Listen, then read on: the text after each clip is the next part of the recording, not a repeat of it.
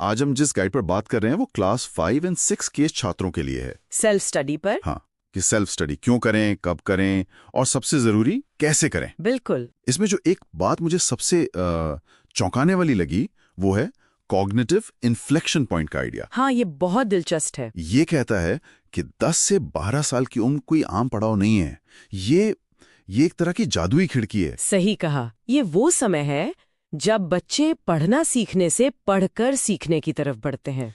एक super power मिलने जैसा ही हुआ। आप कह सकती हैं ये वो मोड़ है जहां वो सिर्फ कहानियों से आगे बढ़कर अलजेब्रा या ग्रेविटी जैसे मुश्किल आइडियाज को समझने लगते हैं। और यहीं पर सेल्फ स्टडी की भूमिका आती है। बिल्कुल। और ये सिर्फ अच्छे नंबरों के लिए नहीं है। इसका सबसे बड़ा फायदा है बच्चों में एक इंटेलेक्चुअल एजेंसी का आना। इंटेलेक्चुअल एजेंसी मतलब वो अपने सीखने के ड्राइवर खुद बन जाते हैं। जब एक बच्चा अकेले कोई मुश्किल सवाल हल करता है ना, तो उसे लगता है कि उसकी पढ़ाई उसके कंट्रोल में है। अच्छा। और ये गाइड ना आदत बनाने पर बहुत जोर देती है। एक न्यूरोलॉजिकल लूप की बात है इसमें। हाँ। क्यू, रूटीन, रिवॉर्ड, एक इशारा, एक तय काम और फिर उसका इनाम। और इसीलिए रोज 30 मिनट पढ़ना बेहतर है। हाँ, रोजाना सिर्फ 30 मिनट की फोकस्ड पढ़ाई हफ्ते में एक बार 4 घंटे की मैराथन स्टडी से कहीं बेहतर है। निरंतरता ही यहाँ असली खेल है। ठीक है, तो क्यों तो समझ आ गया, पर कैसे? मुझे तो हमेशा लगता था कि बस चैप्टर को बार बार पढ़ते रहो तो याद हो जाता है। नहीं, गाइड तो उस तरीके को, मतलब पैसिव तरीकों को सिरे से गलत बताती है। तो फिर सही तरीका क्या है? सबसे शक्तिशाली तकनीक है एक्टिव रिकॉल। Active recall? हाँ, इसका मतलब है दिमाग से जानकारी को खींचकर बाहर निकालना, न कि सिर्फ उसे देखकर पहचानना। ये वैसा ही है जैसे आप किसी का नंबर खुद याद करने की कोशिश करें, बजाय फोन बुक में देखकर पहचानने के। हाँ, समझ गया। वही असली मेहनत है और सीखना भी वही होता है। तो इसका कोई आसान तरीका है किसी बच्चे के लिए? सबसे आसान है क्लोज्ड बुक मेथड। एक पैराग्राफ पढ़ो, किताब बंद करो और खुद को समझाओ कि क्या सीखा। और अगर अटक गए तो? अगर अटक गए तो मतलब वो हिस्सा ठीक से समझ नहीं आया, उसे दोबारा पढ़ो। अच्छा, एक और तकनीक का जिक्र है, फाइनमैन तकनीक। ये सुनने में तो बहुत प्रोफेशनल लगता है। क्या ये 10 साल के बच्चे के लिए थोड़ा ज्यादा नहीं है? सुनने में मुश्किल लगता है पर है बहुत सरल। इसका सिद्धांत तो बस इतना है, अगर आप कोई चीज आसान भाषा में नहीं समझा सकते तो आपने उसे खुद नहीं समझाए। बिल्कुल। बच्चे को बस इतना करना है कि कोई मुश्किल टॉपिक अपनी छोटी बहन या दोस्त को समझाने की कोशिश करें। वो जहां भी अटकेगा वही उसकी समझ का गैप है।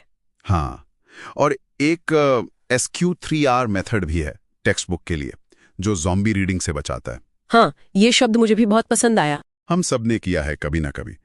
आंखें पेज पर हैं और दिमाग कहीं और ही घूम रहा है। सही बात है। ठीक है, तो ये तकनीकें तो कमाल की हैं, लेकिन सबसे बड़ी चुनौती तो ये है कि एक बच्चे के बिजी दिन में इन्हें फिट कहाँ करे। स्कूल, होमवर्क, खेल। गाइड के मुताबिक एक तय रूटीन सबसे जरूरी है। स्कूल के बाद का समय बहुत अहम है। मतलब एक फिक्स टाइम? हाँ, पहले होमवर्क, फिर कम से कम 1 घंटे का फिजिकल खेल और उसके बाद सेल्फ स्टडी का समय। खेल भी जरूरी है? वो खेल बहुत जरूरी है। वो दिमाग के लिए एक रीसेंट बटन की तरह काम करता है। और फोकस बनाए रखने के लिए? मुझे लगता है बच्चे जल्दी थक जाते होंगे। उसके लिए बच्चों के हिसाब से बदली हुई पोमोडोरो तकनीक का सुझाव है।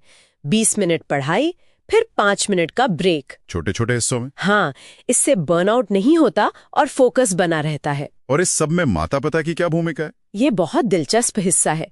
गाइड कहती है कि माता पिता को मैनेजर से मेंटर बनना होगा। मैनेजर से मेंटर? हाँ। हर मिनट पर नजर रखने के बजाय उन्हें बस एक शांत पढ़ने का माहौल और जरूरी साधन देने हैं और बच्चों को छोटी मोटी गलतियां करने और उनसे सीखने देना है। मतलब उन्हें स्वतंत्र बनाना। बिल्कुल। तो ये डीप डाइव हमें एक बहुत शक्तिशाली विचार के साथ छोड़ जाता है। सेल्फ स्टडी सिर्फ स्कूल के नंबरों के लिए नहीं है। नहीं, ये उससे कहीं बढ़कर है। यह असल में बच्चे में जिज्ञासा, आत्मविश्वास और जिंदगी भर सीखते रहने की आदत डालने के बारे में। सही कहा। शायद अगली बार किसी बच्चे से ये पूछने के बजाय कि होमवर्क पूरा किया, ये पूछना ज्यादा बेहतर हो, आज तुमने सबसे दिलचस्प बात क्या सीखी।